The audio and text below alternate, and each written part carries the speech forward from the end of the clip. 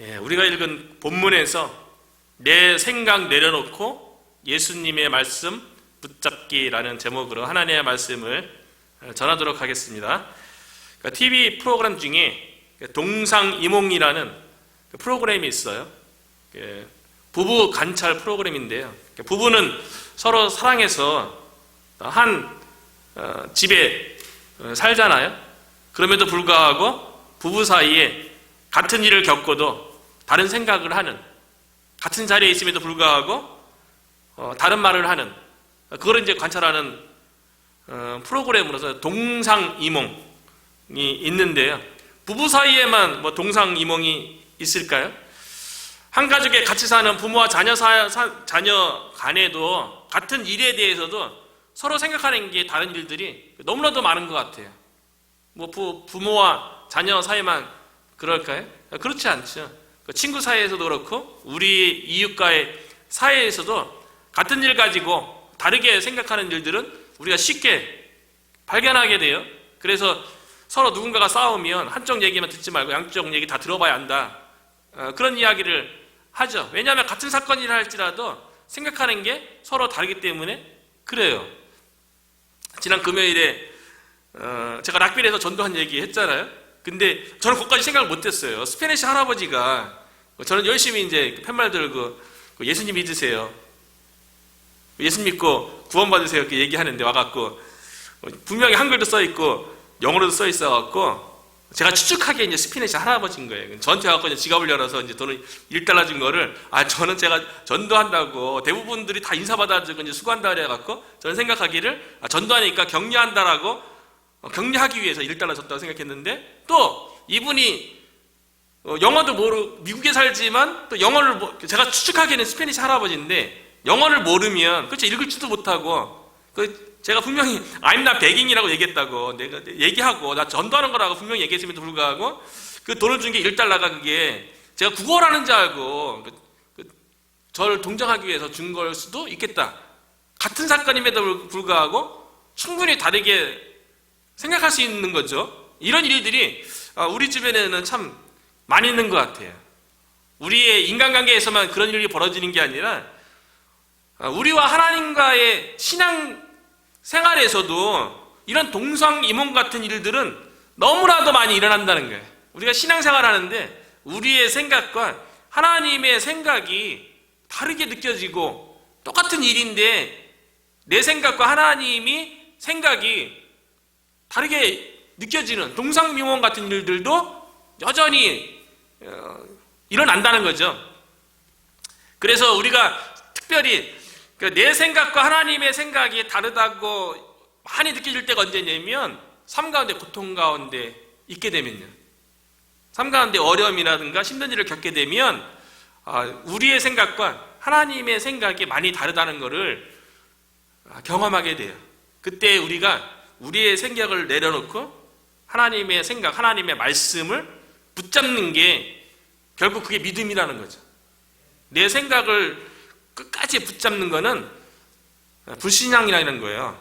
그래서 오늘 본문에 보면 나사로의 죽음에 대한 이야기예요. 나사로가 죽었어요. 이거는 현실이에요. 근데 이 나사로의 이 죽음을 바라보는 예수님의 시각과 남매죠. 마르다와 마리아, 더 나아가서 그 주변에서 슬퍼하러 왔던 유대인들까지 예수님과의 생각이 다른 거예요. 똑같은 나사로의 죽음을 보고요, 동상이몽이 벌어진 거죠. 오늘 본문의 구체적인 내용은 이렇습니다. 나사로하고 마르다하고 마리아는 남매예요. 근데 성경에 보면 부모님의 이야기가 언급되지 않은 걸 보면 산 남매가 되게 우애 좋게 잘 지냈던 것 같아요. 그리고 특별히 부모님이 없어서 그런지 몰라도 이 삼남매가 예수님을 의지하고 예수님을 잘 따랐어요. 그리고 예수님을 잘 섬겼고 예수님을 사랑했고, 그런 삼남매를 보면서 예수님도 삼남매를 성경은 사랑했다라고 이야기해요. 우리가 잘 알고 있는 그 마리아가 얼마나 예수님을 사랑했는지는 예수님이 예루살렘에 마지막 방문하셔서 고난당하기 전에 이 마리아가 자기가 가지고 있는 가장 고귀한 향유를 예수님의 발에 붓고서 머리로 닦아줬던, 그래서 예수님의 죽으심을 예비했던 아주 믿음이 뛰어났던 그런 여인이에요.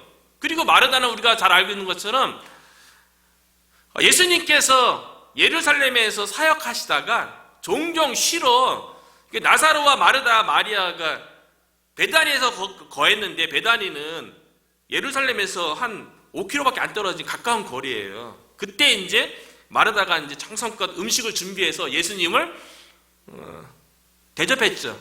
그때 이제 예수님을 위해서 음식을 대접하는데 막 바쁜데, 동생은 대접 안 하니까 한 번은 마르다가 예수님에게 불평하잖아요. 내 동생도 와서 음식 준비하는 거 돕게 하라고. 그때 예수님께서 얘기하잖아요. 내 동생은 더 좋은 것을 선택하였느니라. 그러니까 마리아는 늘 말씀 듣는 거를 좋아했고, 마르다는 예수님을 섬기는 것을 좋아했던, 이런 그 내용이 성경에 기록된 걸 보면 참 마르다도 그렇고 마리아도 그렇고 나사로도 참 예수님을 잘 섬겼고 사랑했던 신실한 예수님의 제자들 가운데 있는 그런 그룹에 있었던 한 남매가 아닌가, 그런 생각을 하게 돼요. 그런데 이 삼남매의 오빠가 되는 이 나사로가 죽을 병에 걸렸어요. 그러니까 이 마르다와 마리아가 빨리 사람을 보내서, 마르다와 마리아는 오빠가 죽을 병에 걸렸으니까 옆에서 간호해야죠. 지켜봐야죠. 그래서 아는 사람을 예수님께 빨리 보내서, 예수님, 나사로가 죽을 병에 걸렸으니까 빨리 베다니에 있는 우리 집에 방문해 주셔서 나사로를 위해서 좀 고쳐주시고 회복될 수 있도록 도와주세요. 그래서 빨리 방문해 달라고 요청을 해요. 그런데 마르다와 마리아가 사람을 보냈을 적에 그 사람이 예수님에게 어떤 이야기를 듣고 오게 됐냐면, 요한복음 11장 4절에 보면 예수께서 이렇게 얘기해요. 이 병은 죽을 병이 아니라 하나님의 영광을 위함이요 하나님의 아들이 이로 말미암아 영광을 받게 하려 함이라 하시더라. 사람을 보내서 예수님을 사랑했던 나사로가 죽을 병에 걸렸기 때문에 빨리 와서 말씀을 해주시든지 안수를 해주시든지 어떻게 했던 나사로가 죽을 병에서 나을 수 있도록 예수님의 조치를 좀 취해줬으면 좋겠는데, 그 병에 대해서는 언급하지 아니하시고 예수님은 이 병은 죽을 병이 아니라 하나님의 영광을 위한 거라고 그렇게 사람한테 들려서 이렇게 보낸 거예요. 나사로가 죽을 병에 걸렸어요. 고통 가운데 놓이게 된 거죠. 근본적으로 고통의 원인은요, 성경에서는 뭐라고 하겠냐면, 우리가 인간이 겪는 모든 고통의 근본적인 원인은 죄의 결과라고 얘기해요. 우리가 겪는 일반적인 고통은 다 죄에 대한 결과라고 얘기하죠. 그래서 창세기에 보면 우리가 잘 알고 있는 것처럼 에덴 동산에서 하나님께서 따먹지 말라고 한 그 에덴 동산의 선악을 알게 하는 나무의 열매를 따먹는 아담과 하와가 하나님의 말씀에 불순종한 그 결과가, 인류의 죄가 들어온 결과가 고통의 시작이었죠. 에덴 동산에서 쫓겨나서 하나님과 함께하지 못하는, 하나님과 분리되어하는 영적인 고통도 돌아왔고, 그리고 삶 가운데의 고통은 아담은 수고하고 땀을 흘려야만 되고, 여자는 해산의 고통이 더해지고요. 여기부터 시작해갖고 죄가 들어오니까 서로 남 탓하는, 책임 전가하는 그런 일들이 벌어지고요. 그리고 가인과 아벨에 와서는 서로 시기하고 질투하고 증오하고, 그래서 결국은 살인을 저지르는 그런 고통이 인류 가운데 들어온 거죠. 고통의 문제가 죄라고 여기지면 고통 가운데 회개 기도하면 돼요. 우리 삶 가운데 어려움이 있고 힘들고 그것이 만약에 죄로 인한 결과라면 하나님 앞에 진실하게 예수 그리스도의 십자가를 붙잡고 회개하고 마음을 하나님께로 돌이키면 하나님께서 그 사람의 고통의 문제로부터 하나님께서 고치시고 싸매시고 회복시켜 주신다는 거죠. 이게 이제 우리가 금요일 날마다 살펴보고 있는 룻기의 내용 아니겠어요? 죄로 인한 결과는 회개하면 하나님께서 회복시켜 주세요. 그리고 다른 하나 고통의 원인은 무엇이냐면 내가 죄를 짓지도 않았어요. 하나님을 사랑해요. 믿음 생활 잘해요. 그럼에도 불구하고 우리 가운데 고통이 주어진다면 그 고통은 하나님의 영광을 위한 것이라는 거예요. 하나님의 계획이 있어서 고통을 주어서 하나님께서 일하신다는 것을, 하나님의 영광을 그 사람을 통해서 드러내기 위해서 죄와 상관없이 고통을 주시는 일이 있다는 거죠. 나사로 사건 이전에 이미 요한복음 9장에 보면 맹인에 대해서 사람들이 그렇게 얘기하잖아요. 이 맹인이 어렸을 때부터 앞을 못 보는 사람인데 이 앞을 못 보는 이 고통이 누구의 죄 때문입니까? 이 사람의 죄 때문입니까? 아니면 부모의 죄 때문에 이 맹인이 앞을 못 보는 고통을 겪고 있습니까? 라고 그 제자들이 예수님께 질문을 했을 적에 예수님께서 요한복음 9장 3절에 이렇게 대답을 해요. 예수께서 대답하시되 이 사람이나 그 부모의 죄로 인한 것이 아니라 그에게서 하나님이 하시는 일을 나타내고자 하심이라. 맹인이 당하는 그 고통은요, 본인이 죄 때문도 아니고요, 부모님으로부터 내려오는 죄 때문도 아니고요, 하나님께서 하시고자 하는 일을 나타내기 위한 고통이었대요.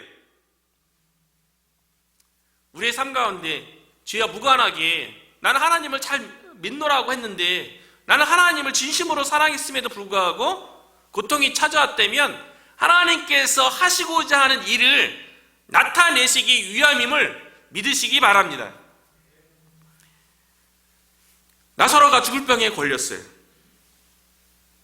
하나님을 위한 일을 나타내기 위함이라고 얘기했음에도 얘기하고 예수님께서 죽을 병에 걸려서 오늘 내일 하면 그래도 빨리 와줘야 되는 게 나사로와 마르다와 마리아를 사랑했다면 그렇게 하는 게 일반적인 생각 아닙니까? 그런데 예수님께서 이틀을 더 머물러요. 예수님이 지금 빨리 와야죠. 지금 사랑하는 사람이 지금 죽을 병에 걸려서 고통당하고 있으면 사랑한다면 빨리 와서 도와주는 게 일반적인 인간적인 생각이죠. 그런데 예수님께서 이틀을 지체하셔요. 그리고 사흘이 지났어요. 사흘이. 이틀을 또 지체해갖고 사흘이 돼갖고 나사로가 이미 죽어버렸어요. 상황이 점점점 악화되는 것은 우리는 어떻게 생각하냐면 하나님의 뜻이 아닌 것처럼 보여요. 마르다와 마리아 입장에서는 오빠가 지금 죽을 병에 걸려서 오늘 내일 해요.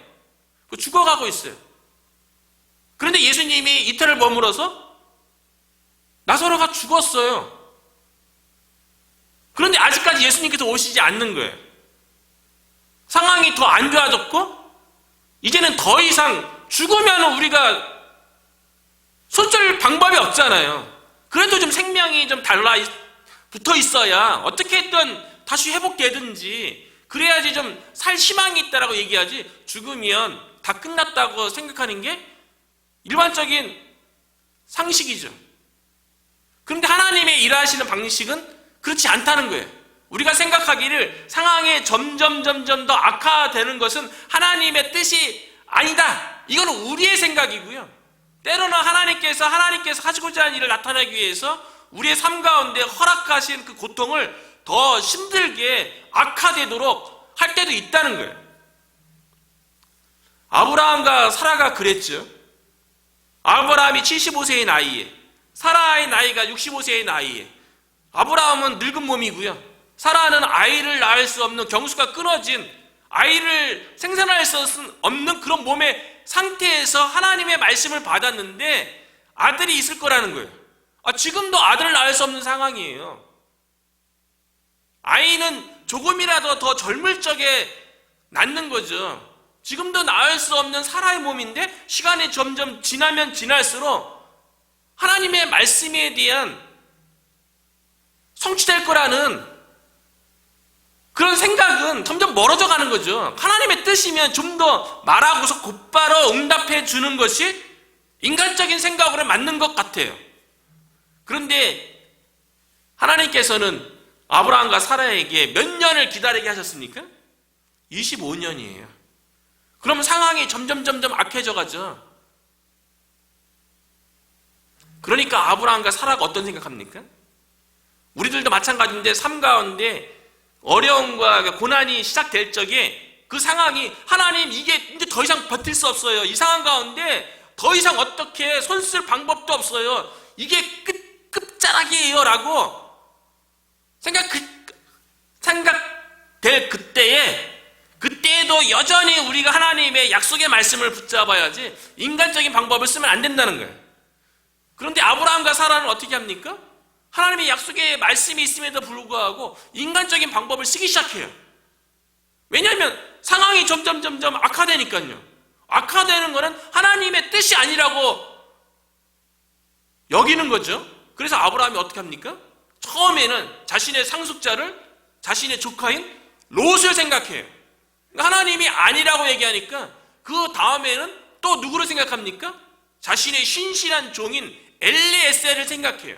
하나님도 엘리에셀 아니라고 얘기하니까 그 다음에 네 몸에서 난 아들이 너의 상속자가 될 거라고 하니까 그 다음에 인간적인 방법이 쓴 걸 뭐냐면 애굽에서 데리고 온 여종인 하갈을 통해서 이스마엘을 낳은 거죠. 근데 하나님께서 그것도 아니라는 거예요. 왜 그렇게 생각했겠어요? 사라의 몸이 이제는 더 이상 소망이 없다고 여긴 거죠.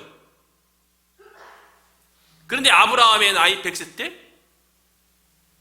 사라의 나이 90세 때 하나님께서 약속의 말씀대로 아브라함에게 아들 이삭을 주셨어요.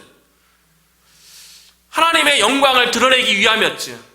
단순히 아브라함과 사라에게 아들을 주시는 그 놀라운 은혜를 베푼 것뿐만 아니라 그거를 통해서 장차 메시아가 하나님의 아들이 이 땅에 어떻게 오실 것인지를 아브라함과 사라를 통해서 보여주는 놀라운 계획이 있었던 거죠. 상황이 점점 악화된다 할지라도 하나님의 계획은 변함이 없다는 거예요. 그렇기 때문에 상황이 악화된다 할지라도 우리가 붙잡을 것은 우리의 상식, 우리의 생각이 아니라 하나님의 약속의 말씀이라는 거죠. 마르다와 마리아의 본인들의 생각은 오빠가 죽기 전에 예수님이 오는 거예요. 그래야지 오빠가 살 소망이 생기죠. 그런데 예수님이 지체함으로 상황이 더 악화되어서 오빠 나사로가 죽었어요. 그리고 들려오기를 예수님이 그때서야 방문한다는 이야기가 들려오는 거예요. 그러니까 마르다는 늘 섬기고 이런 일을 되는데 빨라요. 그러니까 예수님이 오신다는 소식이 들려오니까 마르다가 손살같이 예수님 배웅하러 나가죠. 막 껴갔을 것 같아요. 마음이 막 급했을 것 같아요. 왜 이렇게 늦게 오시냐고. 우리가 얼마나 예수님을 사랑하고 따르고 섬겼고 예루살렘에서 사역하다가 배단이 오면 식사도 늘 이렇게 대접해주고 그랬는데 예수님이 왜 이렇게 늦게 오셨냐고 막 그러고 싶었던 것 같아요. 그래서 마르다가 막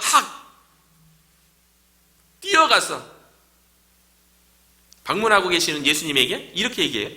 21절에 보면 마르다가 예수께 여짜오되 주께서 여기 계셨더라면 내 오라버니가 죽지 아니하였겠나이다. 주께서 여기 계셨다라면, 좀 일찍 오셨다라면 예수님이 사랑하는 나사로, 그 나의 사랑하는 오빠 나사로가 죽지 않았겠습니다. 예수님 왜 늦게 오셨어요? 예수님 상황이 악화될 정도로 왜 일부러 지체하셨어요? 그렇게 원망하는 거죠. 빨리 오셔서 오빠를 살려주셨어야죠. 병을 좀 고쳐주셨어야죠. 예수님은 그전에도 맹인의 눈을 뜨게 하고 앉은 뱅이를 일어나 걷게 하고 수많은 병자 고쳤잖아요. 죽은 자를 살리기도 했었잖아요. 그런데 지금 오빠가 죽은 이 상황에 예수님이 여기 오시는 게 무슨 의미가 있어요? 주께서 여기 계셨더라면, 마르다와 같은 생각을 우리들도 많이 하지 않습니까? 삶의 현실 가운데 막 힘들고 어려울 때 그 상황 가운데 예수님이 함께 계셨다라면, 그때 하나님께서 도와주셨다라면, 그때 하나님께서 내 문제를, 내 고통을, 어려움을 그때 조금만 도와줬더라면 이와 같이 더 힘들어지지 않았을 텐데, 우리도 그런 생각을 자주 하지 않습니까? 예수님에 대해서 오빠가 이미 죽은 그 현실을 바라보며 원망하는 이 마르다에게요. 마르다의 생각은 그거죠. 이미 오빠가 죽었고 예수님이 지금 온다 한들 무슨 소망이 있습니까? 그렇게 원망하는 거잖아요. 그럼 예수님의 생각은 달라요. 마르다는 죽었기 때문에 다 끝났다. 예수님이라 할지라도 손쓸 방법이 없습니다 라고 여기는 그때에 예수님께서 이런 말씀을 하세요. 마르다에게요. 25절인데 25절 26절 예수께서 이르시되 나는 부활이요 생명이니 나를 믿는 자는 죽어도 살겠고 무릇 살아서 나를 믿는 자는 영원히 죽지 아니하리니 이것을 내가 믿느냐? 예수님이 부활이고 생명이에요. 그 부활이고 생명이신 예수님을 믿으면 죽었으면 다시 살 것이고 무릇 살아서 믿으면 영원히 살게 된대요. 예수님의 생각은 예수님이 부활이요 생명인 것을 마르다에게 제일 먼저 보이고 싶었던 거예요. 마리아에게 보이고 싶었던 거예요. 왜냐하면 가장 사랑하는 주님을 따르는 제자들이었으니까요. 사랑하는 자에게 먼저 예수님이 내가 너희의 부활이고 생명이다, 이거를 먼저 보이고 싶어서 그 고통 가운데 늦게 오셔서 더 큰 영광을 보여주려고 늦게 왔다는 거예요. 이게 예수님의 생각이었어요.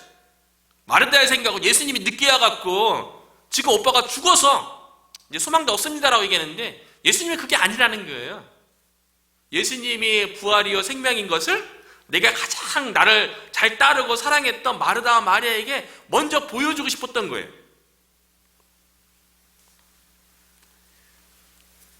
말씀을 듣는 걸 좋아했던 마리아도 예수님이 이제 마르다와 같이 예수님이 집에 왔겠죠.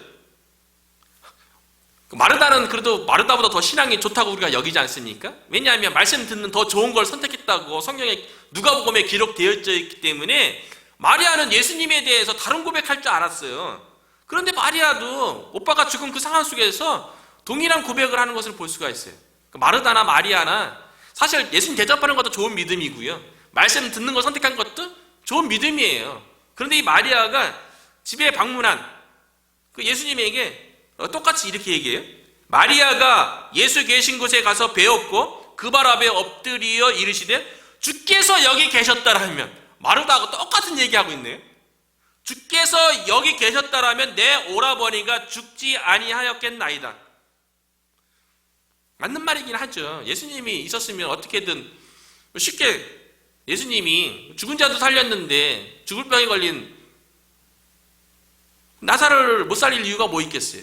그 예수님이 하나님의 아들이시고 그 하나님의 그 권능이 있는 분이신데 충분히 살릴 수 있지요. 그런데 예수님께서 나사로가 죽었기 때문에 더 이상 인간적인 생각으로는 손쓸 수 없다고 생각하는 그때에 아무리 예수님이 메시아고 하나님의 아들이라고 할지라도 이미 내 오라버니가 죽었나이다 라고 생각하는 이 마리아에게요, 이 마리아의 모습을 보면서요, 우리도 별반 다르지 않은 것 같아요. 마르다도 믿음이 좋다고 얘기했지만 결국은 마르다와 동일하게 주께서 여기 계셨다면 내 오라버니가 죽지 아니하였겠나이다. 우리들은 고통 앞에서 어떤 생각이 듭니까? 우리의 삶이 점점 더 악화되는 그런 상황 속에서, 그리고 이제 더 이상 예수님이라 할지라도 내 상황 가운데 어떤 변화도 없겠다라고 여겨지는 그런 상황 가운데 우리는 어떤 생각을 갖게 됩니까? 그거는 우리의 기대인 거죠. 그거는 우리가 생각하기를 다 끝났다고 생각하는 거죠. 예수님이 끝났다 그래야지 끝나는 거죠. 예수님의 절망이라고 얘기해야지 절망인 거지, 우리의 절망이 예수님의 절망은 아닌 것이죠. 그렇기 때문에 우리의 기준을 세우고 우리의 생각으로 어떤 최선을 생각하면 안 된다는 거예요. 내 기준이 항상 최선이 아니라요, 하나님의 기준이 항상 최선인 줄로 믿습니다. 우리의 생각보다도 하나님의 생각이 더 크고 높고 놀라운 줄로 믿습니다. 그래서 이사야 55장 8, 9절에 보면요, 하나님께서 이사야 선지자를 통해서 이렇게 얘기해요. 이는 내 생각이 너희 생각과 다르며 내 길은 너희의 길과 다름이니라. 여호와의 말씀이니라. 하나님의 생각과 우리의 생각이 다르대요. 하나님의 생각이 더 크고 더 높대요. 그래서 9절에 보면 이는 하늘이 땅보다 높음 같이 내 길은 너희의 길보다 높으며 내 생각은 너희의 생각보다 높음이니라. 그러면 우리의 생각대로 안 되면 우리가 믿을 것은 하나님의 생각이 더 길고 높다는 것을 믿고 내 생각을 내려놓는 게 중요한 거죠. 예레미야 선지자도 비슷한 말씀을 하셨어요. 예레미야 33장 3절에 보면 너는 내게 부르짖으라 내가 응답하겠고 내가 알지 못하는 크고 은밀한 일을 내게 보이리라. 내가 알지 못하는, 예레미야 선지자 수준에서는, 우리의 수준에서 생각하지 못하는, 우리의 생각은 이게 최선이라고 생각하는데 그것을 넘어서는 일을 하나님께서 하신다는 거예요. 그래서 하나님께 부르짖어 기도하라는 거죠. 그러면 하나님께서 우리가 생각하지 못했던 더 놀랍고 큰 일을 하나님께서 보이겠다는 거죠. 그렇기 때문에 우리의 생각보다 넘는 그런 상황과 환경 속에서, 고통 속에서는요, 우리가 믿음으로 기도하면서 기다리는 게 중요하다는 거예요. 예수님께서 나사로가 죽은 다음에 도착했잖아요. 그리고 마르다와 마리아가 이미 장사를 다 지냈어요. 그러니까 마르다와 마리아를 이렇게 위로하려고 유대인들이 방문했어요. 그리고 예수님께서 오셨으니까 나사렛의 무덤가로 갔습니다. 근데 마르다와 마리아뿐만 아니라 마르다와 마리아를 위로하기 위해서 방문했던 주변의 이웃들, 유대인들도 동일한 생각을 하는 거예요.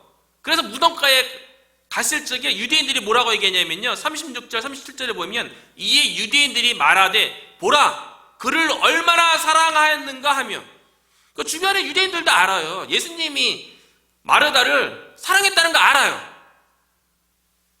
그래서 37절에 보면 그중 어떤 이는 말하되 맹인의 눈을 뜨게 한 이 사람이 그 사람은 죽지 않게 할 수 없었더냐. 유대인들의 생각도 똑같은 거예요. 마르다나 마리아처럼 예수님이 일찍 와 있었으면, 예수님이 나사로를 사랑하니까 맹인의 눈을 뜬게 한 것처럼 죽을 병에 걸린 나사로의 병도 고쳐주지 않았겠느냐 라고 유대인들도 그렇게 생각을 한 거예요. 당연하죠. 예수님이 나사로뿐만 아니라 마르다, 마리아 이 남매를 사랑한다는 것은 주변 사람들도 보더라도 다 드러나는 일이었어요. 누가 보더라도 저 남매는 정말 지극정성으로 섬기고 사랑하는구나, 그래서 예수님의 사랑을 받고 있구나라는 것을 주변 유대인들이 다 알고 있었다고요. 예수님을 사랑하고 예수님의 사랑을 받았음에도 불구하고 나사로가 죽을 병에 걸렸다는 거예요. 고통 가운데 놓였다는 거죠. 하나님을 사랑해도요, 믿음 생활 잘해도 고통 가운데 충분히 놓일 수 있어요. 이런 일들은 참 많아요. 올랜드에서 사역할 때, 올랜드에서 가장 큰 교회예요. 그 교회에서 에콰도르로 이제 청년들 단기 선교 사역으로 파송을 했어요. 근데 그 에콰도르에 가서 사역하다가 뭐 이렇게 뭐 안경 사역, 뭐 그리고 뭐 젖소 사역, 여러 가지 사역을 하다가 그 에콰도르가 이제 아마존강 상류거든요. 그 청년들이 그 강가에 나갔다가 급류에 휩쓸려서 한 청년이 사망했어요. 부모님도 되게 신실한 분들이에요. 교회를 잘 섬기고 하나님을 사랑하는 자고요. 이 청년도 또 음악을 전공하고 또 복음을 증거하기 위해서 하나님을 사랑하는 마음으로 에콰도르로 선교로 갔던 거예요. 그런데 거기서 급류에 휩쓸려서 사망하는 일이 생겼던 거죠. 누구의 잘못입니까? 누구의 집 때문입니까? 그 아들도 하나님을 사랑해서 섬겨갔고요. 부모님도 하나님을 잘 섬기고 또 기도로 또 후원하면서 단기 선교 아들을 보냈던 거 아니에요? 그런데 싸늘한 시체로 돌아왔죠. 미국에요. 그런데 이 부모님이 위대한 결정을 했어요. 어떠한 결정을 했냐면 그 아들의 이름으로 선교 재단을 설립을 해요. 그리고 아들이 그 에콰도르에 가서 선교하던 그 사역을 선교 재단을 만들어서 자신의 돈을 투자하고 1년마다 자선 사업을 해서 걷어들인 돈으로 그 아들이 선교 나가 단기 선교 나가서 버렸던 선교 사업을 지금까지도 이어가고 있는 거예요. 제가 있을 때도 음악가들 그 초청회에서 자선 공연하고 그랬어요. 하나님을 사랑해도요, 믿음 생활 잘해도 뜻하지 않은 고난을 겪을 수 있죠. 그런데 올랜도 그 부부는요, 아들의 이름으로 아들이 살아생전 감당할 그 선교 사역을 더 크게 아들의 이름으로 그 선교 사역을 이어간 것을 볼 수 있죠. 나사로가 죽어서 더 이상 이제 소망이 없다고 여겨지는 그 상황에서요, 예수님께서 마르다가 이렇게 얘기해요. 그 무덤까지 같이 갔어요. 39절에 보면 예수께서 이르시되 돌을 옮겨 놓으라 하시니 그 죽은 자의 누이 마르다가 이르되 주여 죽은 지가 나흘이 되었음에 벌써 냄새가 나나이다. 마르다의 생각은요, 오빠가 죽은 지 나흘, 4일이나 지났기 때문에, 그리고 시체가 썩어서 냄새나기 시작했기 때문에 왜 예수님은 무덤에 돌을 옮기라고 하지? 그렇게 반문하는 거죠. 우리나라 매장 문화는 땅을 파고 관을 묶는 그런 무덤이지만 이스라엘의 무덤은 그게 아니라 바위에 구멍을 뚫고 그 구멍 안에다가 시체를 세마포에 쌓아서 놓는 거죠. 그리고 입구는 돌로 막아놓고, 그리고 가족들이 또 후손들이 죽으면 그 무덤에 가족 묘에 그렇게 시체를 장례 지내는 바위에다가 지내는 거죠. 그래서 나사로의 시체도 바위 안에 두었는데 예수님께서 바위 입구로 막고 있는 그 돌을 옮기라는 거예요. 그러니까 마르다는 아닙니다. 지금 이미 죽어서 냄새가 납니다. 그리고 유대인들의 생각에는요, 유대인들은 사람이 죽으면 그 영혼이 떠나지 않고 바로 떠나는 게 아니라 3일 동안 그 몸에 머문대요. 그리고 3일이 지나면 그때 영혼이 떠났기 때문에 4일 되면 장례를 지내는 거예요. 아마 이전에 옛날에는 그랬던 것 같아요. 사람이 죽었다고 생각했는데 뭐 하루 이틀 3일 만에 깨어나는 경우도 있잖아요. 그래서 그렇게 생각했던 것 같아요. 그래서 유대인들은 4일이 지나면 영혼이 떠났기 때문에 완전히 죽었다고 생각하는 그런 때예요.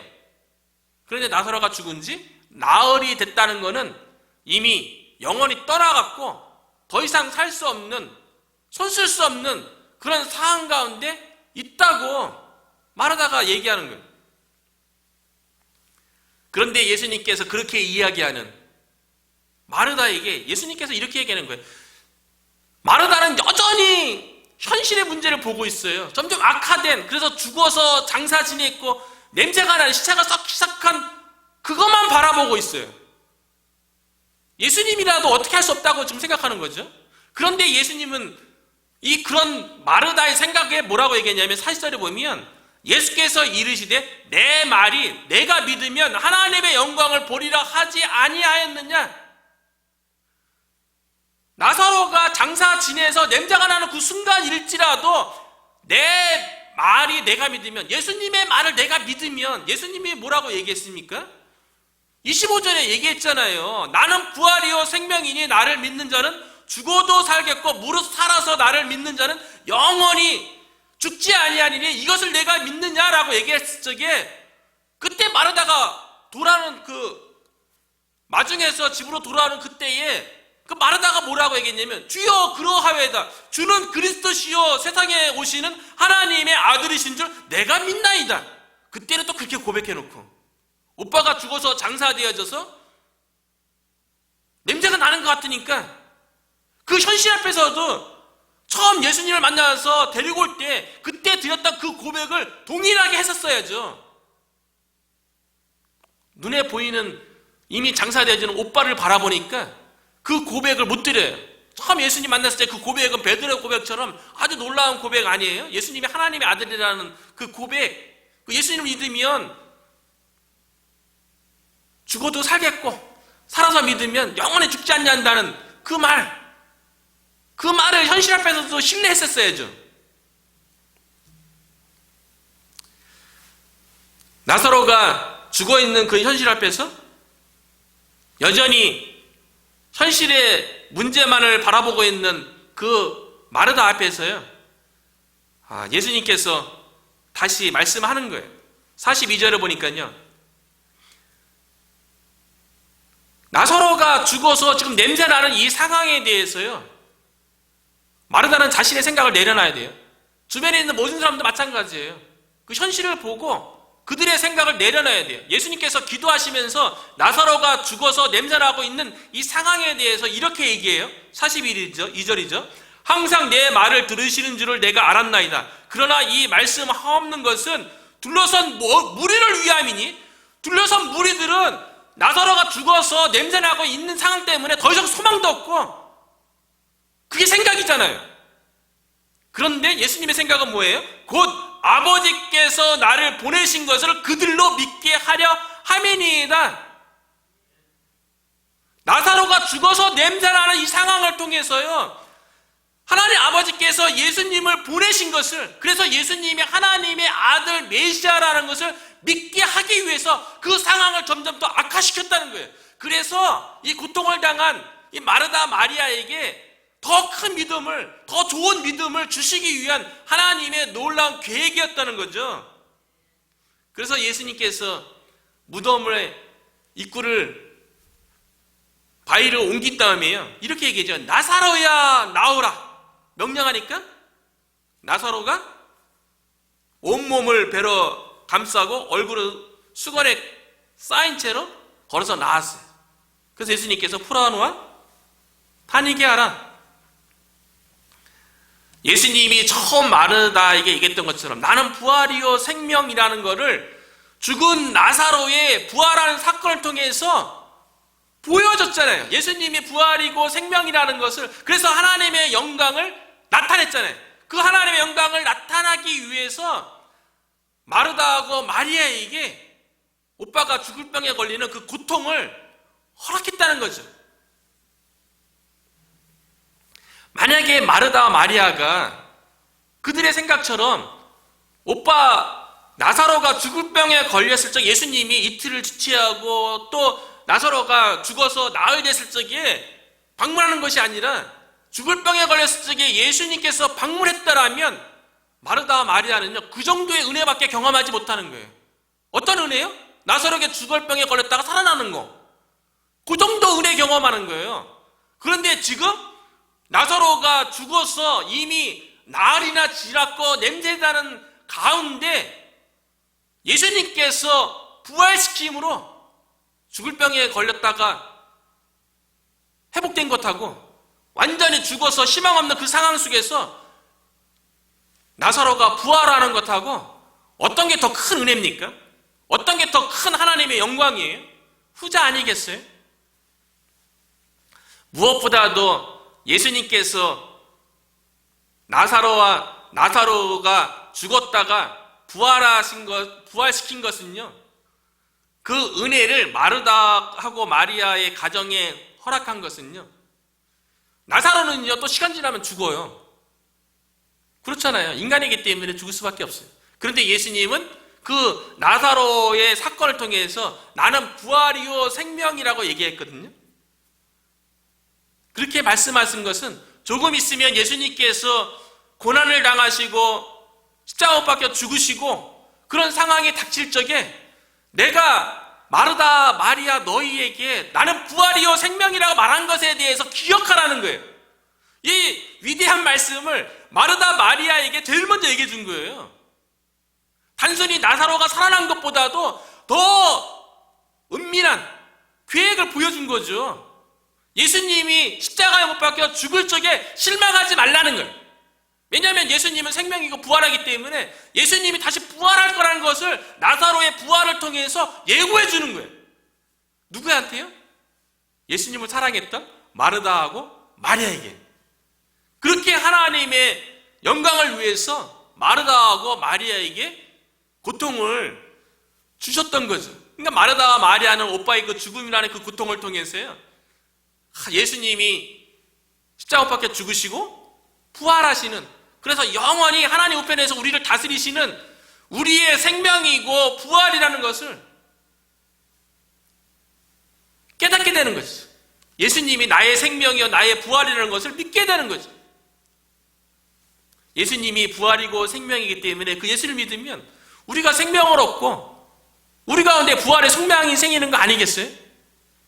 그러니까 마르다 마리아는 오빠의 죽어가는 그 고통을 통해서요, 전혀 인간적으로 생각하지 못했던 놀라운 하나님의 크고 은밀한 그 계획을 본 거예요.